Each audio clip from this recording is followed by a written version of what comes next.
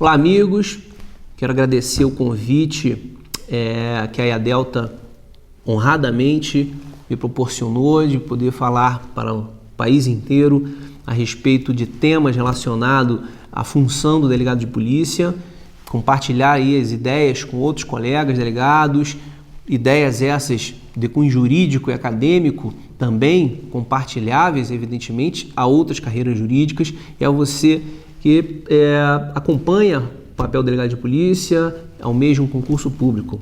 Meu nome é Rochester Marreiros, sou delegado de polícia no estado do Rio de Janeiro, professor da Universidade Estácio de Sá na graduação e na pós-graduação, do curso SEI, preparatório para concurso resolvendo questões de concurso, também da FAEPOL, que é a Fundação Escola de Apoio à Pesquisa Policial, que desenvolve um curso preparatório para delegado de polícia. E o tema para hoje é um tema pouquíssimo explorado pela doutrina, para não dizer que não é observado essa ideia, mas é o princípio do delegado natural. Exatamente isso. Você deve estar se perguntando, poxa, eu nunca tinha ouvido falar de alguém dizer o princípio do delegado natural. Bom, mas você já ouviu dizer o princípio do juiz natural. O princípio do juiz natural, princípio de cunho republicano, democrático. Esse princípio permite que no Estado democrático não haja um juiz ou um tribunal de exceção, permite que, na verdade, ninguém seja processado, nem sentenciado, senão por uma autoridade competente, ou seja, um órgão competente, e, ao mesmo tempo, que essa pessoa seja imparcial. Então, na verdade, há um aspecto tridimensional no princípio do juiz natural, que diz respeito a um órgão, a uma pessoa e a vedação a criações excepcionais de órgãos para casos concretos. Certo? Significa dizer, então, que eu preciso ter órgãos previamente definidos, pessoas que tenham a independência e a imparcialidade para poder exercer esse munus com garantias, sem interferências políticas. Para isso serve o princípio do juiz natural, uma garantia constitucional.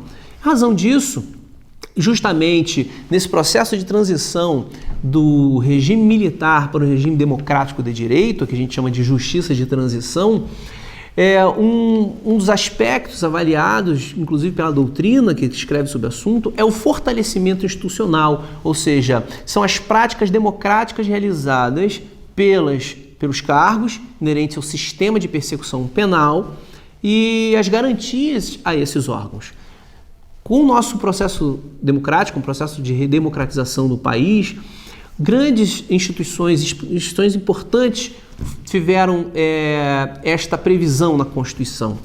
E a Polícia Judiciária, de forma muito tímida, ela acabou ficando alijada de algumas garantias constitucionais.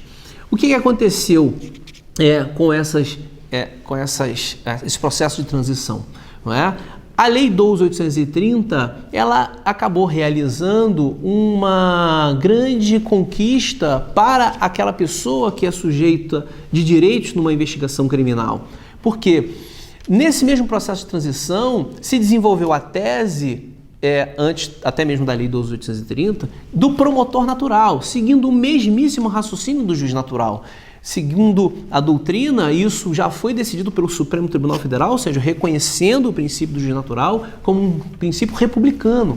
Significa dizer que em qualquer processo não basta somente um juiz ele ser imparcial, ou seja, que haja um juiz natural.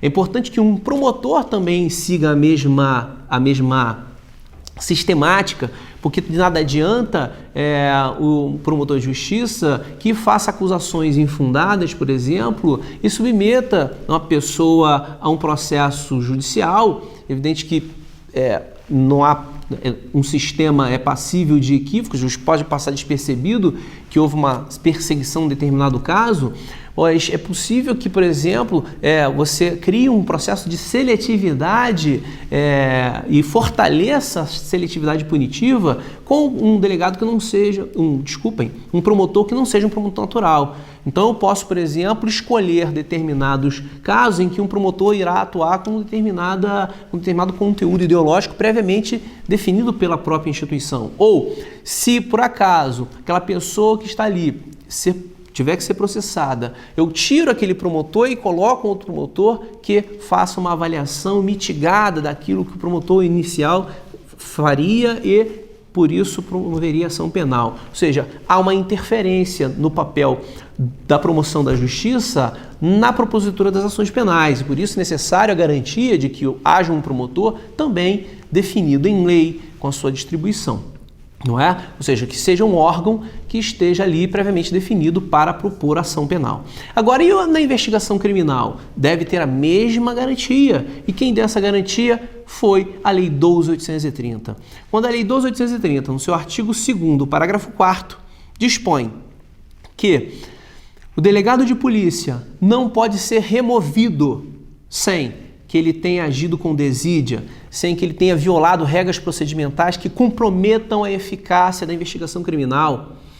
Quando a lei desautoriza a administração pública a avocação de inquéritos para distribuição para outros delegados, para outro delegado, isso autoriza, na verdade, um controle jurisdicional a defender uma prerrogativa de garantia para o sujeito investigado de que aquela pessoa realizará esse munus da investigação sem interferências, sem direcionamentos, mitigando, evidentemente, a chamada seletividade punitiva.